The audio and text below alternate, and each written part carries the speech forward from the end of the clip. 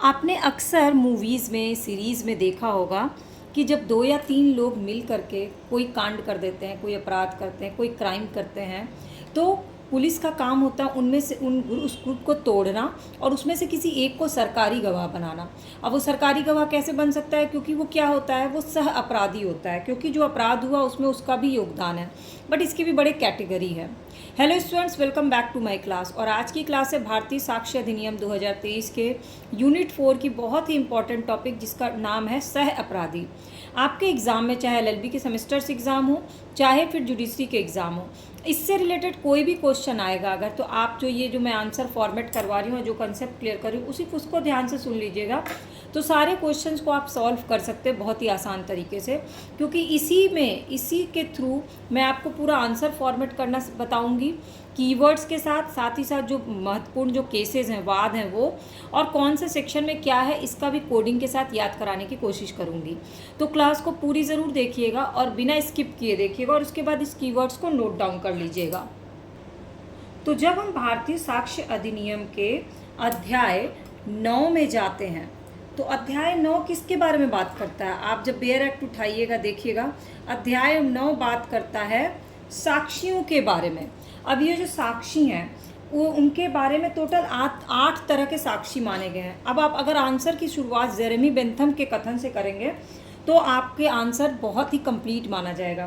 तो actually Jeremy Bentham जो है, उन्होंने कहा कि जो साक्षी हैं उनको न्याय की आंख और कान कहा है, यानी कि जो भी विटनेसेस हैं वो क्या हैं, जो भी डिसीजंस होते हैं उनके आंख और कान के थ्रू होते हैं। और लेकिन वो जो साक्षी हैं, आई विटनेस हैं, वो सच्चे होने चाहिए, विश्वसनीय होने चाहिए, और साथ ही साथ अपराध के निपटारे के लिए जो भी सबूत जुटाए गए हैं वो भी इम्पॉर्टेंट है। लेकिन साक्षी की यानी कि विटनेस की एक अलग इम्पॉर्टेंस है। अब इस हिसाब से 8 तरह के साक्षी बताए गए हैं। अगर आप धाराओं के थ्रू जाइएगा तो धारा 139 में बताया गया है एकल साक्षी, धारा 125 में बताया गया है बालक साक्षी, आकस्मिक साक्षी यानी चांस विटनेस, इसके बाद है इंटरेस्टेड साक्षी यानी जिसको बोलते हैं हितवत साक्षी। फिर आता है सह अपराधी यानी कि अकम्प्लाइज, जो कि है धारा 138 में। फिर है दृढ़ साक्षी, पक्षद्रोही साक्षी और पाश साक्षी। तो ये 8 जो हैं, इसको 8 को आपको पढ़ना बिल्कुल भी ज़रूरी नहीं है। आपको सिर्फ और सिर्फ फोकस करना है धारा 138 पे, जो बात करता है हमारे सह अपराधी के बारे में। अब कोई भी साक्षी, उनका काम क्या है, तो वो क्या काम करते हैं, वो साक्ष्य देते हैं। तो सभी व्यक्ति साक्ष्य देने के लिए सक्षम होंगे जब तक कि न्यायालय का ये विचार ना हो कि वो अल्पवयस्क है, मतलब 18 से कम उम्र का है, अत्यधिक वृद्ध है यानी कि बहुत बूढ़ा है, शरीर से या मानसिक रूप से किसी तरह से बीमार है और प्रश्नों को समझ ही नहीं पा रहा है, तो सही उत्तर कैसे देगा, वो इस हिसाब से न्यायालय डिसाइड करती है कि साक्ष्य देने या साक्षी बनने के लायक कौन है। तो चलिए अब हम सीधे चलेंगे धारा 138 पे। ये बेसिक इंट्रोडक्शन था कि भाग 9 में जो है वो साक्षियों के विषय में दिया गया है भारतीय साक्ष्य संहिता के। सह अपराधी जो है धारा 138 में दिया गया है, और स्टार्टिंग हम करेंगे जेरेमी बेंथम के कथन से। आप यहाँ पे जेरेमी बेंथम का कोड लिख लीजिए। उन्होंने क्या कहा है, आँख और नाक कहा है साक्षियों और सबूतों को, ठीक है। इतना भी लिखिएगा, इतना भी कीवर्ड याद रखिएगा ना, तो याद हो जाएगा आपको। अब सह अपराधी शब्द को समझने से पहले देखिए, कोई कंपनी कोई बनाता है तो उसमें एक होता है फाउंडर, एक होता है को फाउंडर। उसी तरह से कोई अपराध हो रहा है तो कोई एक जो होता है वो मेन मास्टरमाइंड होता है, और बाकी जो होते हैं वो क्या होते हैं, उस अपराध में उसके साथी होते हैं। तो बेसिकली वर्ड से आप ये समझ सकते हैं, सह अपराधी मतलब अपराध में जो भी साथी है उसको क्या बोलते हैं, सह अपराधी कहते हैं।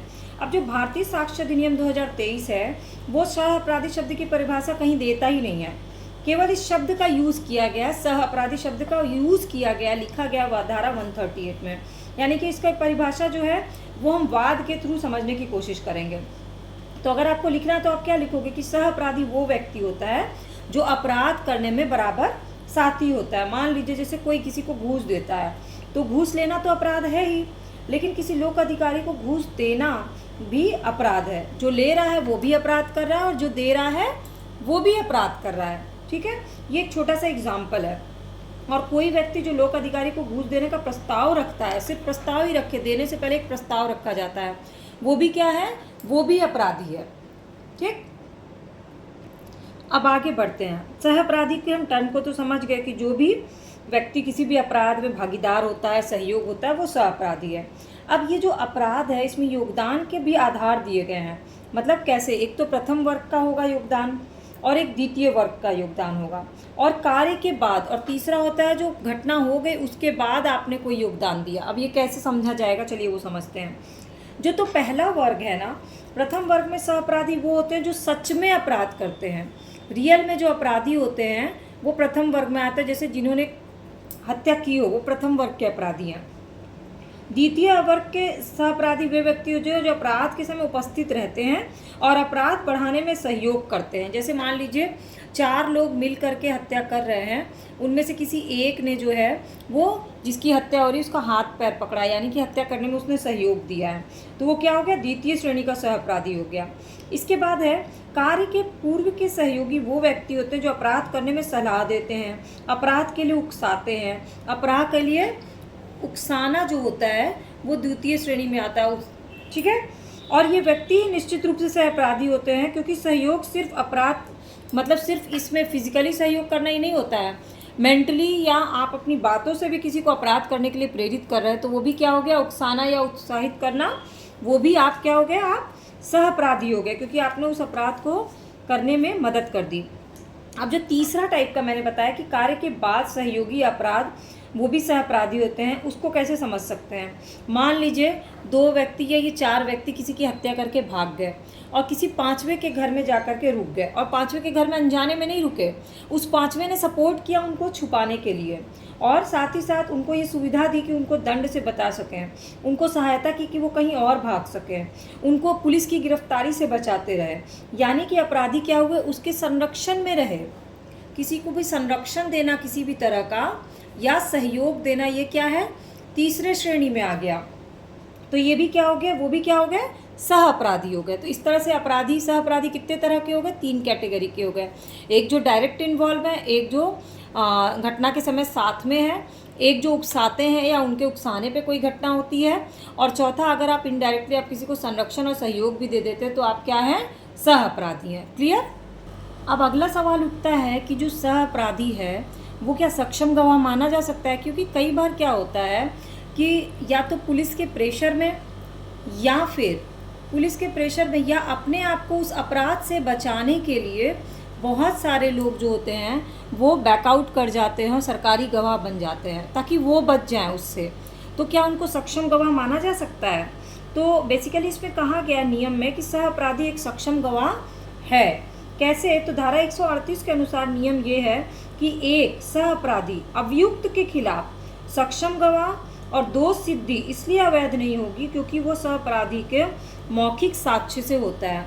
उसने मौखिक साक्ष्य दिया कि हाँ ऐसे ऐसे घटना घटी है और उसने देखा है और उसने उस चीज़ को वर्णन किया। और धारा कहती है कि सह अपराधी सक्षम गवाह और अभियुक्त व्यक्ति की दोष सिद्धि केवल उसके साक्ष्य से ही की जा सकती है। वो आई विटनेस भी और उसने मौखिक साक्ष्य भी दिया है।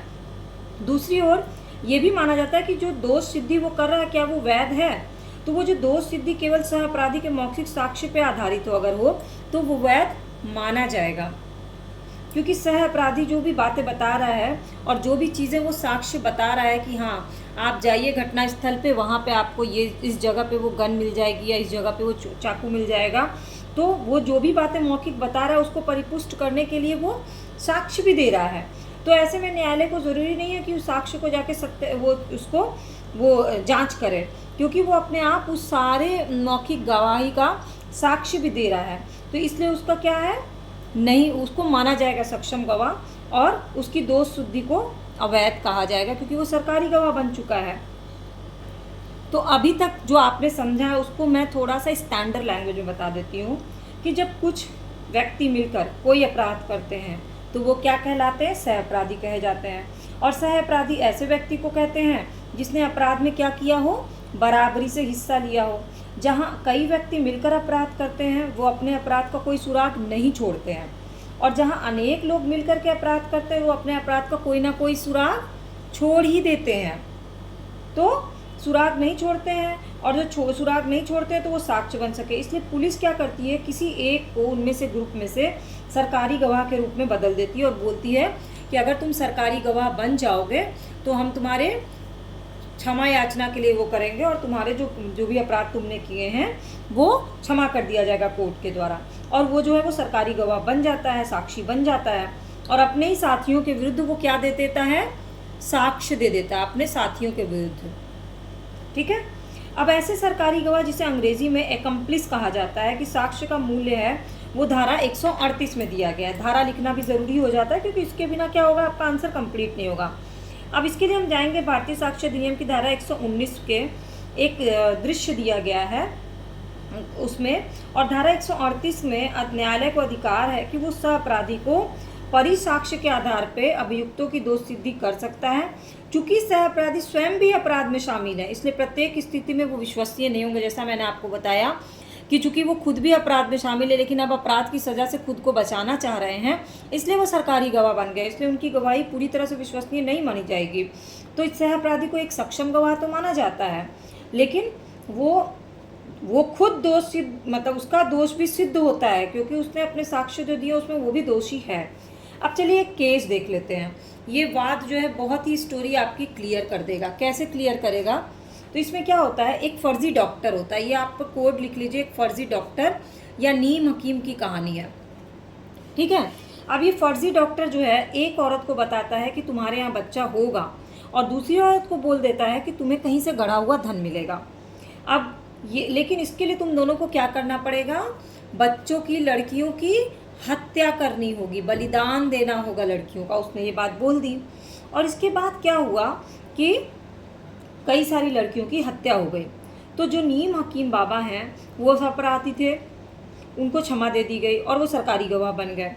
तो बाद में पता चला कि जो नीम हकीम बाबा थे, फर्जी डॉक्टर, इन्होंने एक फर्जी कहानी बताई थी। उसके बाद एक दूसरा सरकारी गवाह आया, वो भी सह अपराधी था क्योंकि उसने 4 लड़कियों की हत्या की थी और उसने गवाह दिया तो उसने बताया कि वो जो मंत्र पढ़ने का धंधा करता था वो भी रद्द हो गया क्योंकि उसका भी गवाही जो है वो गलत हो गई। तो बेसिकली ये जो था पूरा क्या था, प्लान क्या था, हत्या करने का था और ये सब चीज़ें क्या थी, ये फर्जी कहानी थी। तो ऐसे में कैसे सरकारी गवाह या सह अपराधी पे बात पे विश्वास किया जाए। तो ये जो भारतीय साक्ष्य अधिनियम की धारा 138 और धारा 119 ये इसका संयुक्त प्रभाव होगा यहाँ पे सह अपराधी के तौर पे, यानी कि अपराध का भागीदार हो और अपराध के पूर्व या पश्चात अपराध में सहायक भी हो। अपराध को उकसाने में भी मदद किया उसने, वो फर्जी डॉक्टर और उस महिलाओं ने उनके हिसाब से किया ना काम, दोनों महिलाओं ने, तो वो भी क्या हो गए, सह अपराधी हो गए। अपराध को स्वीकृति भी दी उसने, इन महिलाओं ने, तो क्या हो गया, वो भी सह अपराधी हो गई। तो यहाँ सह अपराधियों की लिस्ट आप देख सकते हैं कितनी सारी हो गई। तो इस केस से आपको कुछ चीज़ें तो क्लियर हो गई होंगी। तो ये क्या है, ये केस का नाम क्या है वो आप लिख लीजिएगा तो और नंबर आ जाएंगे। दगड़ू बनाम महाराष्ट्र राज्य, दगड़ू बनाम महाराष्ट्र राज्यवाद है ये। ठीक है, क्लियर नहीं दिख रहा होगा तो आप थोड़ा जूम करके देख लीजिएगा। अब हम चलते हैं दूसरे उसमें। तो उच्चतम न्यायालय ने आर.के. डालमिया बनाम दिल्ली प्रशासन के वाद में भी एक 2 श्रेणी दी गई जिसमें व्यक्ति अपराध में सहभागी ना होने पर भी उसे, तो अब ये जो दूसरा वाद है ये भी इम्पोर्टेंट है, आर.के. डालमिया बनाम दिल्ली प्रशासन।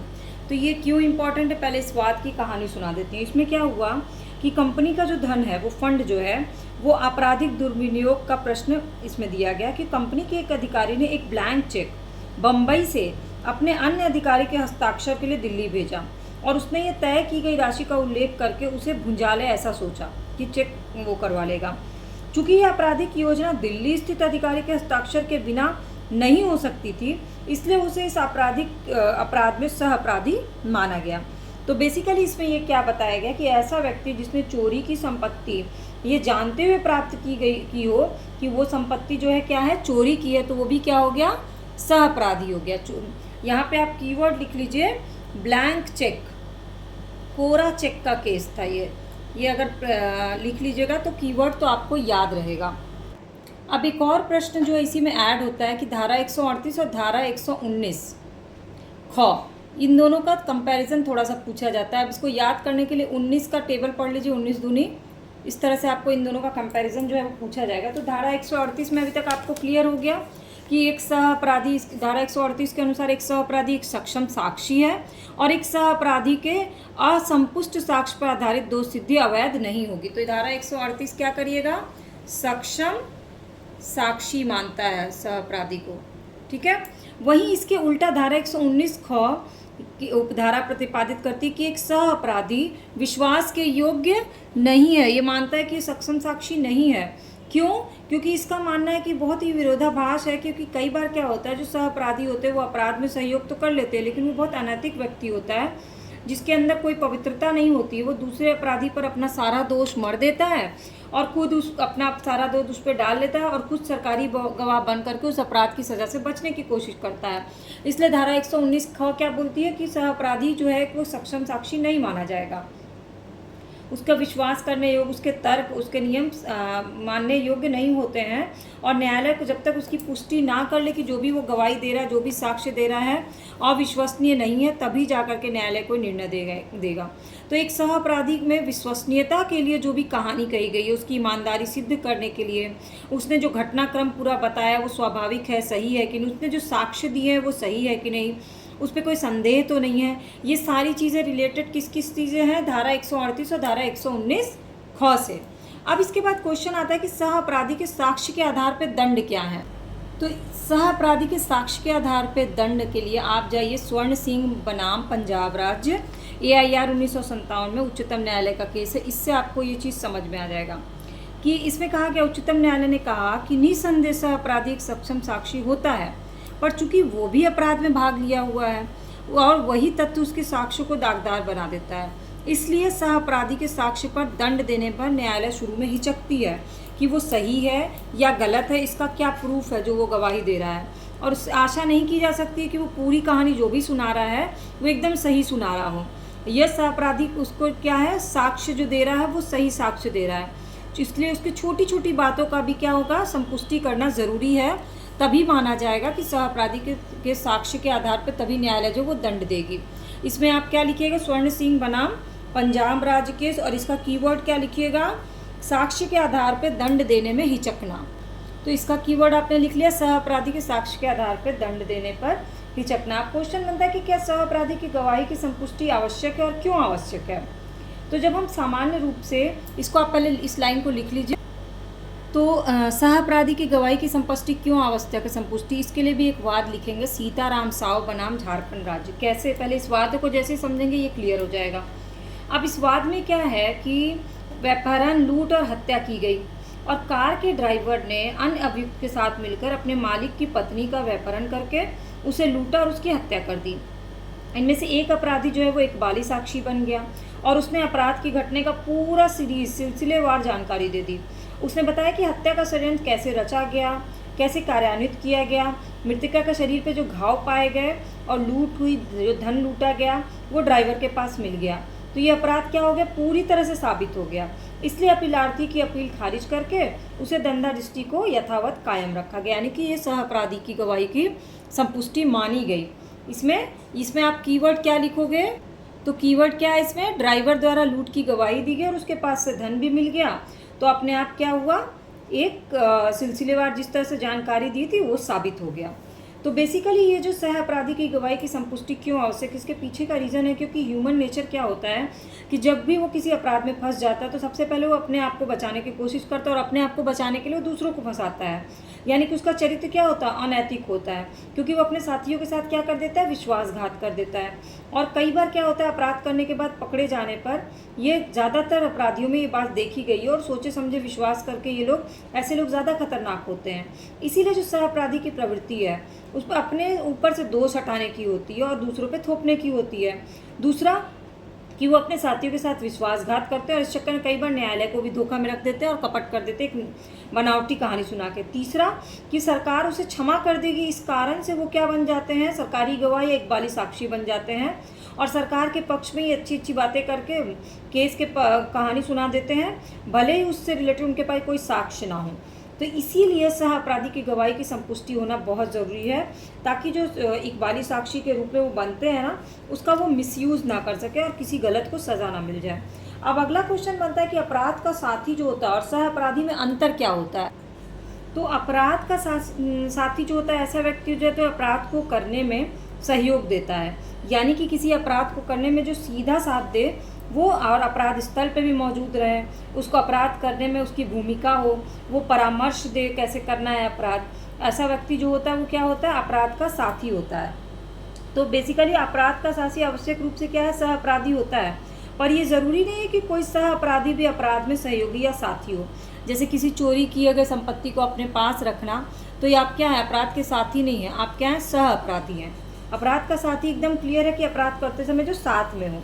अब जब किसी अपराध के सहयोगी साक्षी को दंड प्रक्रिया संहिता 1973 की धारा 306 के अधीन इस शर्त पर क्षमादान दिया गया है कि घटित अपराध के बारे में पूरी तरह सही और वास्तविक जानकारी देगा, तो उसको क्या बनाया जाएगा, इकबाली साक्षी बना दिया जाएगा, सरकारी गवाह कहा जाता है। तो ये एक ऐसा अपराध का सहयोगी साक्षी होता है जो सच सच बताने के बदले उसको दंड से क्षमा मिल जाती है।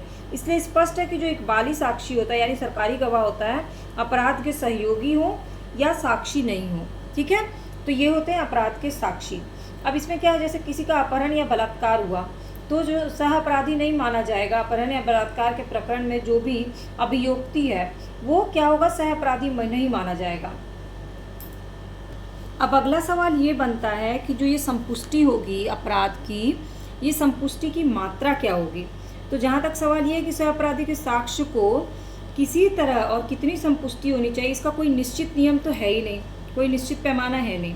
पर एक बात निश्चित है कि संपुष्टि किसी अन्य स्वतंत्र साक्ष्य से होनी चाहिए, यानी जो वो कथन बता रहा है, पूरी स्टोरी सुना रहा है, उससे रिलेटेड साक्ष्य होने चाहिए, मटेरियल होना चाहिए। और संपुष्टि प्रत्यक्ष साक्ष्य से होनी चाहिए, कोई काल्पनिक नहीं होना चाहिए कि कुछ कल्पना के आधार पर कोई स्टोरी बनाया और कोई भी मान लिया। तभी उसके बयान को महत्व दिया जाएगा, तभी उसके साक्ष्य को माना जाएगा और तभी उसकी पूरी कहानी की संपुष्टि हो पाएगी।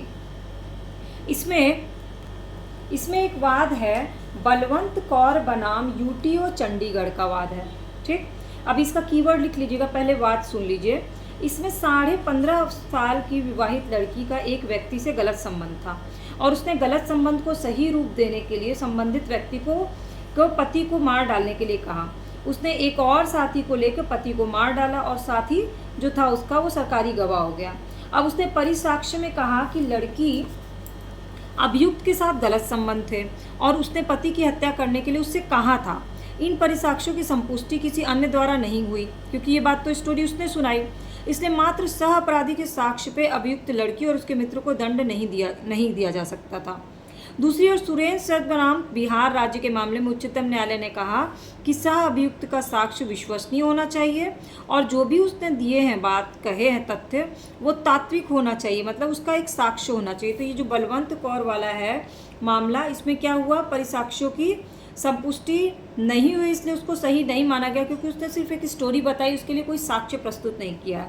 तो ये बलवंत कौर बनाम चंडीगढ़ वाले वाद में आप सामने लिख लीजिए, लड़की द्वारा पति की हत्या।